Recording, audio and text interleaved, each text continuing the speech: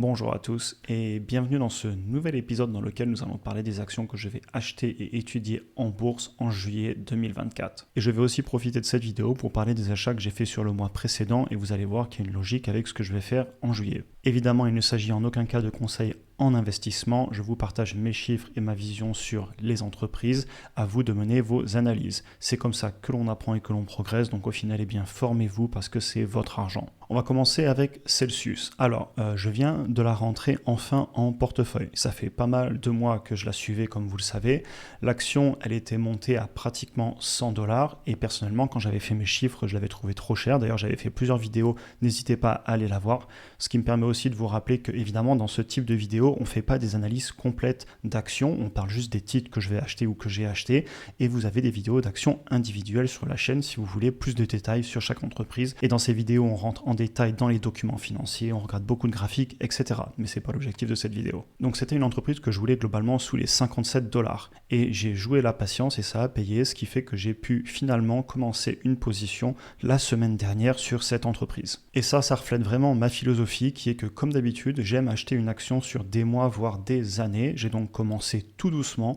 Et si je fais ça aussi, c'est parce que, évidemment, j'ai conscience qu'il se pourrait que l'entreprise baisse encore et je suis aussi prêt du coup à prendre le risque que l'entreprise reparte à la hausse et peut-être que ma position ne sera pas complète, mais au moins je n'aurai pas tout acheté trop vite parce qu'au final, je me rends compte avec le temps que clairement, souvent en bourse, il faut jouer la patience. On ne peut pas du tout prévoir le court terme et je n'ai pas envie de me retrouver dans une position construite au bout de 2 mois si l'entreprise vient à baisser encore plus. Et à l'inverse, si elle vient à monter, eh bien au moins j'en ai acheté et pas de regret d'avoir laissé passer le train. Et ça, c'est un discours que je répète assez souvent parce qu'il y a un moment, lorsqu'une action, elle atteint un prix que l'on vise depuis des mois, eh bien, il ne faut pas forcément laisser passer l'opportunité, à mon avis. C'est-à-dire que si elle est trop chère, eh bien, je suis patient et je l'achèterai plus tard, tant pis.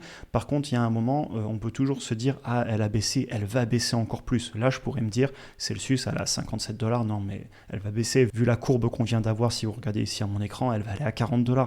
Sauf que ça, on ne le sait pas. Et il y a un moment, on se retrouve à rien acheter. Quand ça monte, on n'achète pas parce que c'est trop monté. Et quand ça baisse, on n'achète pas parce que ça va continuer à baisser. Donc il y a un moment, j'essaie d'être cartésien, j'ai fait mon analyse et j'y vais. Ce qui fait aussi du coup que je peux me retrouver à répéter les mêmes actions pendant des mois, voire des trimestres, voire même des années. Et j'en achète un petit peu tous les mois. Et c'est pas grave. Je sais que ces vidéos sont un petit peu répétitives, mais vous avez les chapitres aussi pour ça, pour passer d'un chapitre à l'autre. Et par contre, ça me permet de faire des vidéos qui me passionnent et de pas faire des top 5 avec des actions prises au hasard pour faire un truc différent chaque mois. Tant pis, c'est la même chose parfois, mais au moins c'est ce que je fais avec mon portefeuille. Pour conclure sur Celsius, parce que j'ai encore fait une tangente et je me suis dévié du sujet pour changer, mais bon, ça n'a pas l'air de vous déplaire.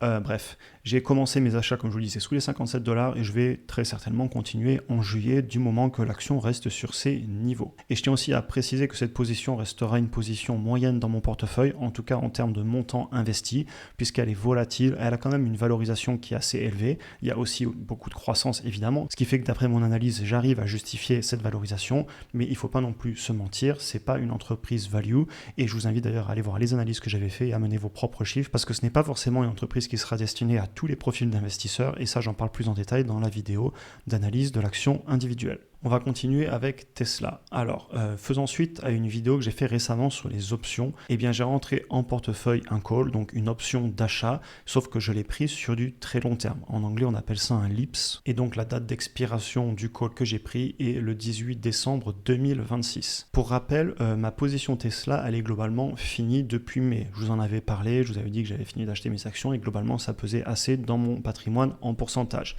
Et en fait, ce call, si je le prends, c'est parce que c'est une assurance pour pouvoir en acheter plus fin 2026 si l'entreprise fait comme je le pense d'après mon analyse. Et ça me permet de le faire à un prix fixé aujourd'hui.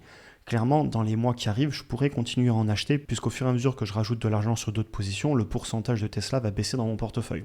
Sauf que ce qui se passe, c'est que j'aimerais en ce moment allouer du cash dans d'autres projets, aussi bien dans des projets professionnels que dans l'immobilier que dans d'autres actions, ce qui fait que je ne peux pas trop allouer de cash en ce moment sur des positions qui pèsent déjà quand même pas mal en portefeuille. Et donc, je voulais me prendre une assurance pour pouvoir en racheter en décembre 2026 si je le souhaite. Certes, il y a des avantages mais aussi des coûts à ça et si vous voulez en savoir plus, je vous invite à aller regarder la vidéo que j'avais fait sur les options en bourse. Donc voilà pour l'entreprise. A priori, du coup, on va pas en reparler dans les prochains mois puisque ma position est finie. Et vu qu'on vient de parler d'options, ça va aussi nous permettre de passer sur la prochaine action. Il s'agit de IMSS. Donc IMS, c'est une entreprise que j'ai en portefeuille depuis environ 1 an. J'avais acheté l'été dernier et j'ai encore racheté il y a quelques mois. Après avoir remis mon analyse à jour, actuellement j'ai 400 actions en portefeuille et c'est une entreprise que je souhaite acheter jusqu'à 16 $. Sachant que la première analyse que j'avais fait, j'étais autour de 8-9 $, mais l'entreprise n'était pas profitable. Entre-temps, elle est devenue profitable, j'ai remis à jour mes chiffres et donc le prix cible a fortement augmenté de mon côté. Hélas, j'aurais aimé en acheter plus, mais l'entreprise s'est fortement appréciée en bourse. Ce qui fait que pour l'instant je joue la patience, ça je vous en parle juste après, et quelque chose à l'inverse que j'ai d'ores et déjà fait, c'est que j'ai commencé à vendre des calls dessus. Alors c'est des covered calls puisque j'ai déjà des actions en portefeuille. Par contre j'ai pris un prix d'exécution extrêmement loin pour pas me faire assigner. Donc là vous avez une imprime écran où on voit que j'avais un prix d'exécution à 30 $, sachant que je les ai achetés quand on était pratiquement au pic, ce qui fait que, en tout cas c'était mon avis, je voyais pas l'entreprise prendre encore plus de 20% après avoir fait des journées à entre 5 et 10%, et d'autant plus pour pas me faire assigner puisque j'ai pas forcément envie de me débarrasser de mes actions. J'avais vendu que 200 des 400 actions en call, donc j'ai fait des 2 semaines glissantes, ce qui fait que j'avais jamais toute la position exposée en même temps, et j'ai fait ça sur 2 semaines. Et comme vous le voyez ici, j'ai récupéré 35 $ par contrat pour un prix d'exécution à 30 $. Et ça pour seulement 17 jours. On avait donc beaucoup de volatilité et les options se vendaient extrêmement cher. Donc les acheteurs étaient prêts à payer beaucoup parce qu'on était dans une tendance haussière. J'en ai profité. Je verrai si sur les mois qui arrivent, je continue à le faire. C'est possible. Mais donc voilà, je tenais à vous partager ce que j'avais fait. Ce que je vais certainement faire aussi sur cette entreprise, vu que j'aimerais en acheter plus, mais clairement pas à ce prix. Aujourd'hui, elle est à plus de 20 $ et je la veux à 16 $, voire moins. Je vais donc très certainement vendre des puts, donc vendre des options de vente. Là, ce que je fais, c'est que je bloque du cash que je veux faire travailler et je promets à une personne en face qui, elle, est short, et je lui promets donc d'acheter par exemple les actions à 15 $ dans un mois si le prix est bien passé sous les 15 $. Et donc je me ferai assigner, mais ça m'arrange puisque moi je veux les acheter. Et si je me fais pas assigner, si l'entreprise reprend la hausse ou stagne, eh bien au moins j'ai récupéré un pourcentage sur de l'argent qui dort en ce moment, puisque en ce moment, vu que j'ai pas mal de projets et de changements d'un point de vue de mon cash flow chaque mois, eh bien j'ai beaucoup de cash en stock, ce qui fait que je tiens quand même à le faire travailler un petit peu plus que sur un simple livret A. Et si je ne me fais pas assigner sur mes options de vente, eh bien c'est pas grave, j'attendrai pour peut-être la racheter un jour si elle vient à baisser.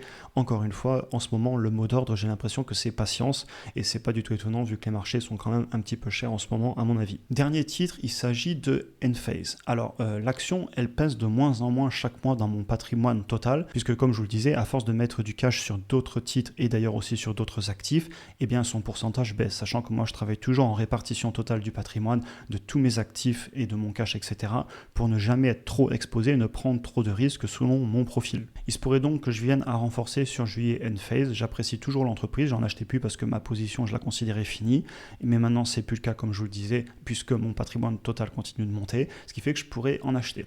Si je dis ça aussi, c'est parce que j'ai encore regardé les chiffres. Il y a beaucoup de peur en ce moment sur le marché, sur le secteur du solaire, et l'action souffre. Je tiens à préciser qu'elle souffre beaucoup moins que certains concurrents, mais elle souffre quand même. Et donc sur le court terme, je vois encore des risques et de la volatilité. Par contre, sur le long terme, je vois du potentiel. Encore une fois, c'est mon analyse et je souhaite la conserver. Et on verra dans 5 ans où elle en est, que j'ai eu tort ou raison. En tout cas, j'aurais appris. J'ai beaucoup de vidéos sur la chaîne sur cette entreprise. Je sais pourquoi je l'achète et je vais continuer certainement à l'acheter du coup sur juillet avec parcimonie évidemment. Je ne vais pas doubler ma position en un mois. Par contre, je vais certainement reprendre un achat mensuel dessus. Et dernier point que je voudrais mentionner pour cette vidéo, c'est, je pense que vous l'avez peut-être remarqué, en ce moment, on peut assez facilement être à court d'idées en termes d'achat. Alors pas sur les petites capitalisations boursières, on peut trouver encore des bonnes affaires. D'ailleurs, on l'a fait, vous voyez par exemple sur IMS il n'y a pas longtemps. Cependant, clairement, sur les grosses capitalisations et sur les indices, on est quand même sur des valorisations qui sont assez élevées. On en a déjà parlé dans d'autres vidéos. Et dans ces moments-là, eh bien pourquoi pas se tourner vers des indices en DCA. Alors je sais que pour beaucoup parmi vous, et d'ailleurs c'est mon cas aussi, ça fait partie d'une stratégie globale que d'acheter des ETF et des actions individuelles chaque mois, en plus évidemment d'autres actifs comme l'immobilier, les objets de collection, les matériaux précieux, etc. Et ça c'est quelque chose que l'on est nombreux à faire parce que historiquement, acheter des indices sur le long terme, c'est quelque chose qui s'est prouvé comme efficace pour avoir un retour sur investissement, qui est clairement pas négligeable. À savoir qu'ici je vous ai mis le S&P 500, mais vous avez d'autres indices que je trouve excellents et que même j'aime privilégier privilégié de plus en plus par rapport au S&P 500, notamment le Nasdaq. Quand je regarde sa composition, je la trouve vraiment intéressante malgré certaines entreprises qui certes sont assez représentées et plutôt chères en valorisation, mais ça fait partie des indices que j'apprécie. On en a fini pour aujourd'hui, j'espère que la vidéo vous a intéressé. J'avais pas mal de choses à dire, pas seulement les actions individuelles, mais aussi les ETF, le fait qu'en ce moment ce n'est pas si simple que ça que de trouver des actions intéressantes. En tout cas, c'est ce que je ressens et je sais que vous avez été plusieurs en DM sur Instagram à m'en parler aussi. On a aussi parlé d'options parce que c'est une solution pour faire travailler son cash si on en a en ce moment. Donc voilà, n'hésitez pas à en parler en commentaire d'ailleurs afin que tout le monde puisse profiter de ce que vous faites en ce moment, de vos achats, etc. Si vous souhaitez aller plus loin, pour ceux qui seraient nouveaux sur la chaîne notamment, vous trouverez en description des liens avec du contenu gratuit sur l'investissement en bourse sur le long terme. Vous pouvez aussi cliquer ici pour regarder une autre vidéo. Comme d'habitude, je vous souhaite une excellente journée et à très bientôt.